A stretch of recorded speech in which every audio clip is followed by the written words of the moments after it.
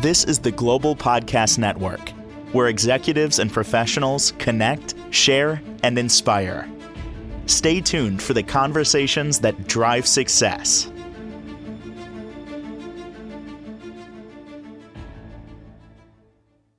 Welcome back, everybody. We want you to have success in life. What does that mean? Feeling good, feeling that you've nailed your purpose, feeling that what should be coming to you is coming to you, what you deserve. If that's not feeling like it's happening in your life, you probably have things that you need to work through. These are called traumas. You have healing to be done. We all do. And she's somebody that can help you make those realizations, walk that journey with you as a Reiki master, pastoral counselor, intuitive guide, and she does so much more. And we're going to pick up from where we left off last time we got together, talking about how our body holds trauma, things that we've dealt with from the past. Chris Clearday is back with us. A lot of revelations, I believe, going to come out of this conversation with our professional of the year. Welcome. How are you doing? Thank you. I'm doing pretty good. Yeah, when we got together last time, we talked about how our body does hold on to those things that we've gone through, which I've only realized through studying this and learning that it even gets into the cellular level. Even a comment that passed before you when you were 6 years old that you internalized, or you got bullied on the playground, whatever it is, you may have thought, well, yeah, that was then. It was just a one-off thing, but maybe not. And you're energetically and your cells are holding on to it, and it may be holding you back from moving through the future and the things that should be happening in your life. I hope I explained that reasonably well. I think you did a perfect job. I'm studying. I'm learning from the best. That would be you. No. So where do we pick up from the last time we got together? Well, okay. Last time we talked about how your body records the things, the memories, the wounds that you don't even remember. And those can be very subtle. So, oftentimes, there are a lot of subtle imbalances in our body that lead to bigger imbalances. So today I wanted to pick up with the, first of all, it happens to everybody. So that's the who. I want to pick up with the what, when, where, why, how. So, our bodies record everything that's ever happened to us. We will, on the conscious level, remember very little of that. But the rest stays in there. And this is one of the reasons that I'm such a proponent of actually doing healing work, because there are very few things that people can do to actually clear trauma themselves. But there are things they can do. So, of course, prayer and meditation, going to retreats, journaling, things like that can be very helpful.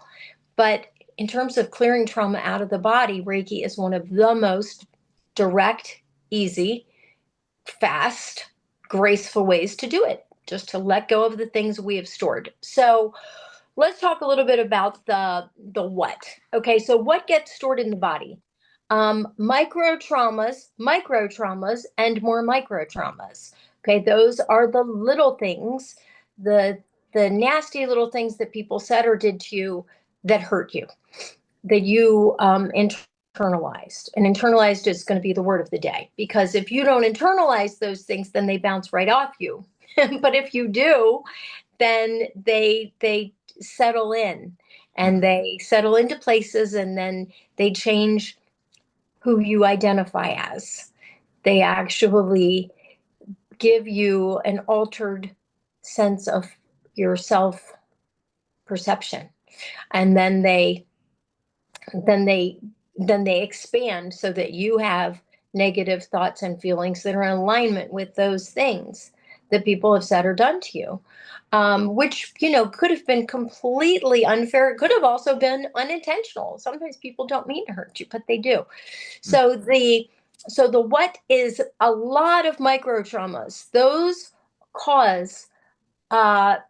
separate a person from their true nature exponentially, because it happens in subtle little changes where things just start going sideways, and they just go a little bit sideways, and before you know it, by the time you're 4 years old, you're a quarter of the way away from your true nature. By the time you're 7, you're maybe 50%, or maybe it takes until you're 10. And then you add some macro traumas to the mix, and you're not even recognizable from your actual true nature, who you were meant to be when you had the spark of life in your mother's womb, the test tube, wherever it was. You were meant to be this perfectly imperfect little ball of joy with your own unique gifts and special ways of being before you acquire or trauma or conditioning. Chris, that's hard to accept, to process. You have this perfect little being that's born, and there are some that believe that when we are born, the direction is already there. Our purpose is already there. It's been imprinted in us by the universe, whatever you want to say. Mhm. And now, even by the age of 4, it's a kid, it's a baby, a toddler, and then now to 7.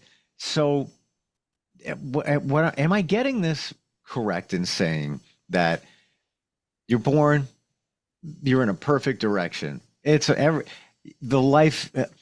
world is at your fingertips. It is, you've got it. You can do whatever you want, whatever you were designed to do. Perfection. And now you hear something, you see something, somebody says something, you experience something, bullying on the playground. That's a close one for me because I dealt with that. Mhm. Now, all of that, even by the age of 7, 9, even by that point, are you so far off of course from where you were supposed to go when you were born? And with all of this work, in terms of the shadow work, if you will, the healing of the trauma, all that, is that really designed to get you back to where you were when you were born? Yes, or even before that. I would say that by the time a lot of children are born, they've already acquired some trauma in the womb. So I would say that the goal is to get you back to the spark of life. Yeah, yeah. And splitting hairs there, but I got you. I totally Yeah. got it. Yeah, but for sure, it's back to that point, whenever that point was, what you were destined to be as a human being. Mhm. Wow. That's, I got to say it again. I'm going to say it in another way. It makes me angry. Yeah. It does. It blanket makes me angry that this is, the way life goes. That life could be so beautiful. You don't have to, deal with those traumas. But it doesn't mean that every kid is going to deal with it the same way. You have Right. 2 kids, same exact situations, and one perfectly fine, no problem, and then the other one internalizes things, and things go a little different, like you said, off to the side. Whoa, this is a mind blow. It really Yeah. is. And oftentimes you have kids from the same family with the same parents who experience different childhoods, and they feel like they have different parents, and I guess they do, because everybody's experience is unique to themselves. I don't want to belabor this, but I want to back up what you said. I have a twin sister. You do? Yes, I do. Oh my goodness, Steve. I can't believe I didn't know this about I can't you. believe I'm going to tell you. So, to your point, we're growing up the same time, on the Exactly the same, same right? stuff. Yes. But we're different. Mhm. And even her account of certain things, like, well, mom was this to you, and she did this for you, and and dad this, that, this. I'd say, what are you talking about? I don't know. What do you mean? What do you mean? I don't see that. Yeah. She sees it different. I see it different. To your point. Yes. So okay, so that's the what. The what are the micro traumas, and of course the macro traumas. Of course, the big traumas affect us, and especially if we're children and we have a really challenging trauma. Then Yeah. yes, that's going to change who the child is. Yeah. But don't forget that the little things are everything. The micro traumas do mean a lot. And so, okay, so then the next question is when? When do we do this? When do we internalize things? The answer is throughout our entire lives. And it starts when we're born. Okay, so or no, I'm sorry. Of course, it starts in the womb. Like a little baby experiences things in the womb. And Mm. so it goes all throughout our lives. And even if we're not conscious of it, it's still happening. because of cellular memory. Our bodies remember everything. Okay, then the where. Where do we store trauma? Anywhere we can. Okay, literally, I've seen people store trauma in every part of their body. Um, last week I talked about my client who had that extreme reaction when I got to the inside of her left elbow because she had been an intravenous drug user, and it just flashed. Something leapt out of her. It was shame from having been an intravenous drug user, and guilt and regret, which we had to clear. But it coming out was part of the clearing of that. Um, but we can store trauma anywhere. I talked about how I stored it in my shins from when I was 19, and it just came out like 2 months ago. Uh, we we just are storage facilities. Why? Well, I think that life is inherently painful, and we are sensitive beings. We're basically, I think we're programmed to suffer through generation after generation. And that's why I think that the addiction to suffering plays in so well with this understanding of how our bodies store trauma. And we've gotten away from ways to clear trauma. I mean, the Native Americans had rituals for all kinds of things. We are basically in the United States, like, we're without rituals. I gotcha. Completely agree. And what we're talking about here is the way that people in many cultures, not just, one you mentioned, this is how they heal. They recognize that we've got this stuff in us and we need to get it out and all of that. When I say why, though, why do we have to store trauma? Why do we have to go through all of this? What I really wonder why. Well, that's the great existential question, and you'll have all your answers 1 second after you die. Well, thank you. I have something to look forward to. I I'm appreciate looking forward to I'm looking forward to getting those answers myself. But I think that we're on a journey here to learn and to undo damage. And so I think the reason that we're alive is to get back to our very true nature, our individual, authentic, true nature, and to Well, heal. can I just say, do you believe this? You said to learn. Are we here to learn these things to make ourselves better and better for others? Do you believe that? Yes, for Okay. sure. Yeah. Okay. I All right. believe we're to make our, because I believe in a win-win, win-win, win-win-win across the board. So we're here not just to make ourselves better so that we can leave other people in the dust. We're here to lift ourselves up and to lift one another up. And unless it's a win-win-win-win across the board, I don't think we're living into our highest purpose. Interesting. All right. Let's continue, go deeper into this. This is stuff I'm aware of in doing podcasts and studying it, but you're taking it layers deeper. And this is the way it is. The way it is. Yeah. Yeah, it's in there. So, um, you know, I want to explain like the process of how this happens. Okay. Sure. So, when we over identify with something that someone has said or done to us, or possibly, and let's say, that could have been something that somebody said or did repeatedly, or it could have just been a one time thing. Hmm. Okay. Or it could have been something that we said to ourselves. Either way, Ooh. we store those things. We store negative thoughts and feelings in our bodies. And those are stories about ourselves.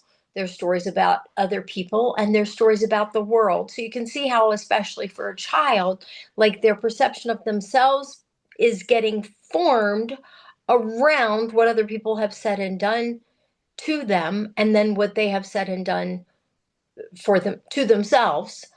And their perceptions are being formed about other people, and simultaneously about the world that they live in. That's why some children feel safe and some don't. And so as these perceptions get formed, the memories, the things that took them off balance, get stored, and they get stored in various parts of their body. But let's be clear about what's getting stored.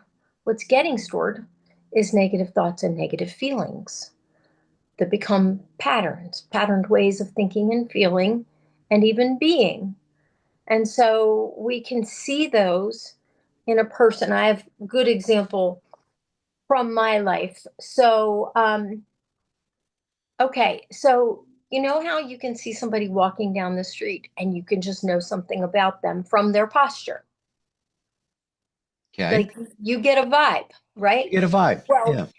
well, for me, my posture really reflected some self-esteem issues because when I was growing up, my mother would call me stupid.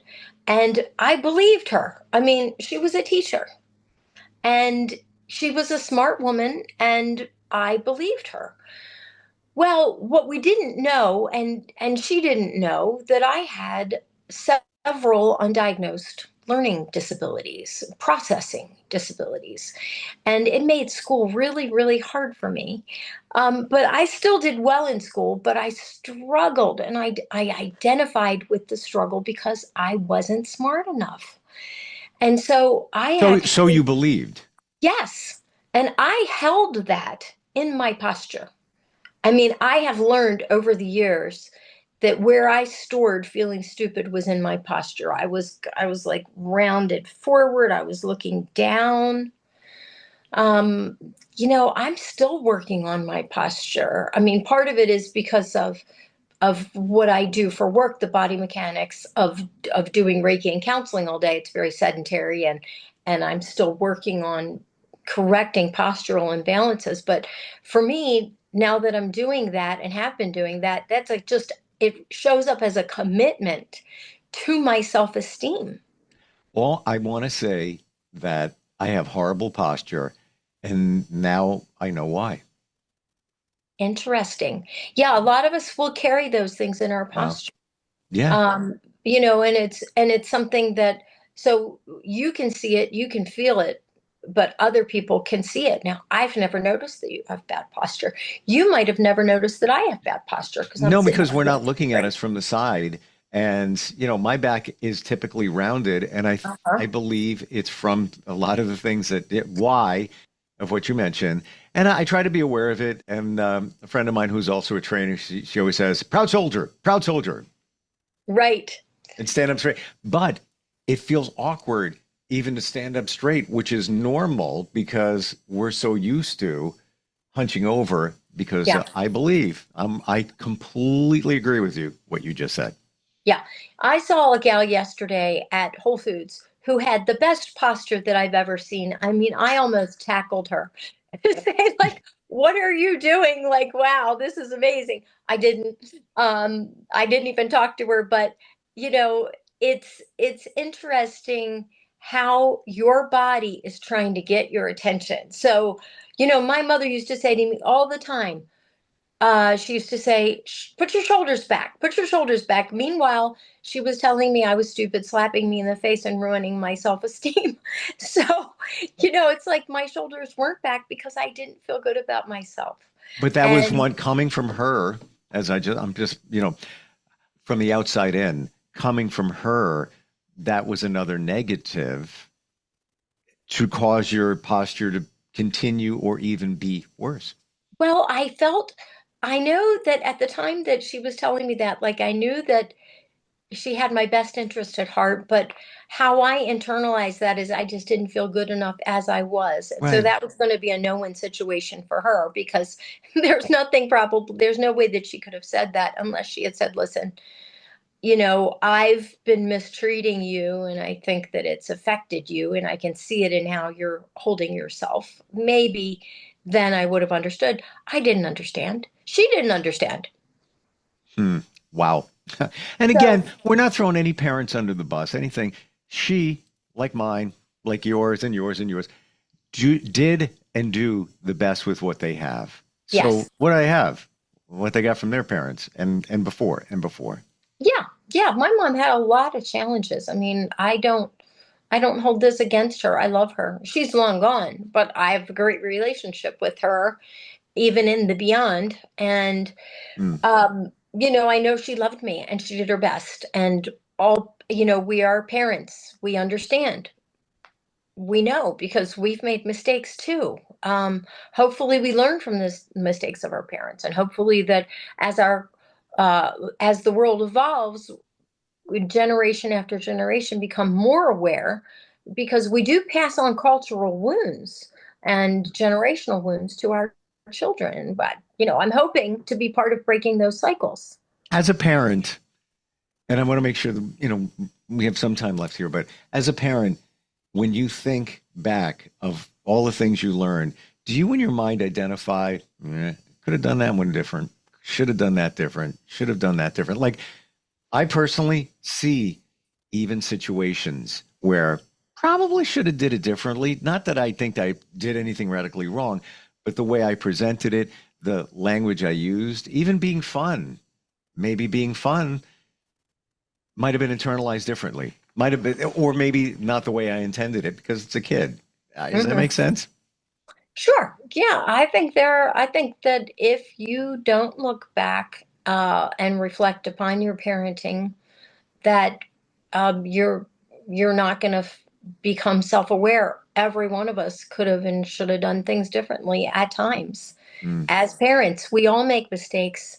I was a very conscious parent. I went into it, you know, uh, with the utmost determination to not repeat my mother's or my father's mistakes or my grandparents' mistakes, aunts and uncles. I mean, I was looking around and I was like, okay, who do I want to be? How do I want my daughter to think about herself? And I think I was a great mom.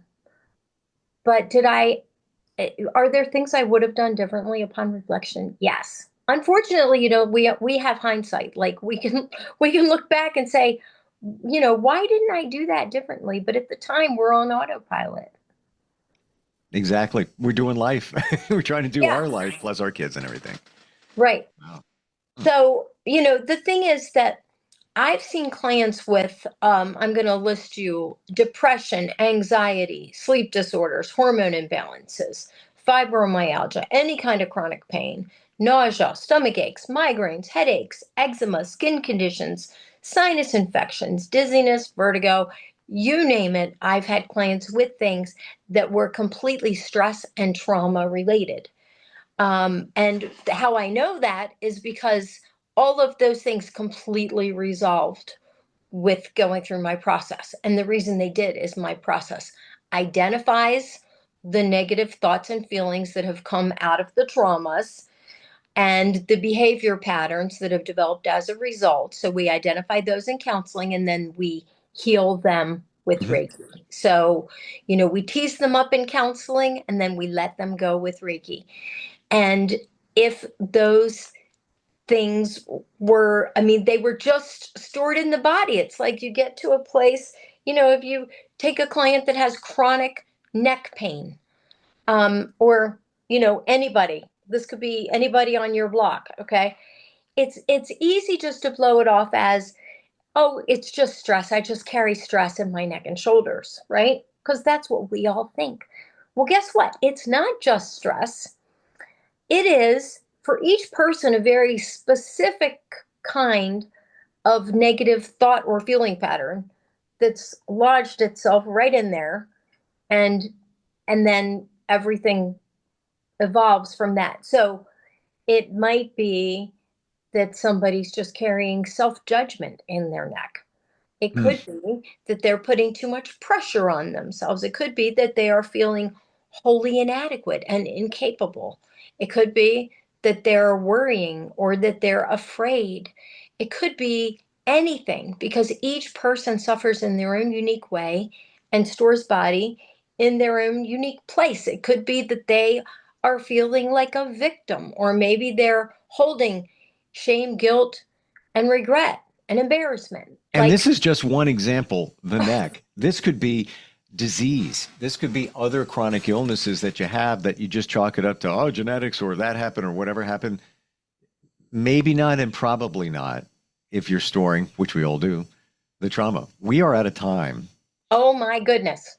I have one question. Yeah. We talk about storing trauma. Our bodies hold on to it. Mhm. Negative thoughts, negative situations, right? Do we hold on to the positive ones too? Yes, we do. Okay. Yeah, thankfully, because that balances out the negatives. So, yeah, your body remembers everything, the good and the bad. Now, there are some people that are more inclined to remember the bad and to cling to the bad and to hold on to pain from the past and to take things personally and to internalize. The people that are more inclined to do those things are more inclined to suffer. The ones that aren't are less inclined to suffer, but we're all suffering to some extent. You know, Mm. we're just doing it together. I've heard for many years, I don't know if this is true, makes you think for a second, and then we have to close out today. But it's been said that when you think back to the first memory you have, first one, kid, baby, whatever it is, it's usually negative. Mhm. Think about that. And I wonder why. Part of me says, oh, well, that's because we think of those things because that's to protect us. Don't want to do that again. That's to protect us. But I don't know. When I think back to my first memory, it's negative. Mhm. I see one situation where I fell or something happened, but it wasn't like, well, we're going to the park today. It was a negative. Why? Right. I wonder. I don't know. I think that it was trying to come up to be healed. That's what I think. I think all negative thoughts, feelings, behaviors, and physical imbalances are coming up to be healed. They're always trying to get our attention. We're just not used to listening to them. You've said that before, and I've Yeah, shared that many times, by the way. right. Yeah. Chris, how do we connect with you? This is what you do. You've been doing it for decades. You're deep into it, and Yep. thankfully you are. How do we find you? Check out my website, chrisclearday.com. The website, and then also on YouTube, my YouTube channel has the podcasts in a playlist that'll play them all in order, which is nice because these are meant to be listened to in order. So, Lots to learn there. I've learned in talking with you and even just validation of thoughts that I might have had. Thank you so much for today. Looking forward next time we get together. This is probably the most important podcast you'll hear because it's the secret to healing and feeling better. I appreciate you. thank you, Steve. Thank you. We'll be right back. This is the Global Podcast Network, where executives and professionals connect, share, and inspire. Stay tuned for the conversations that drive success.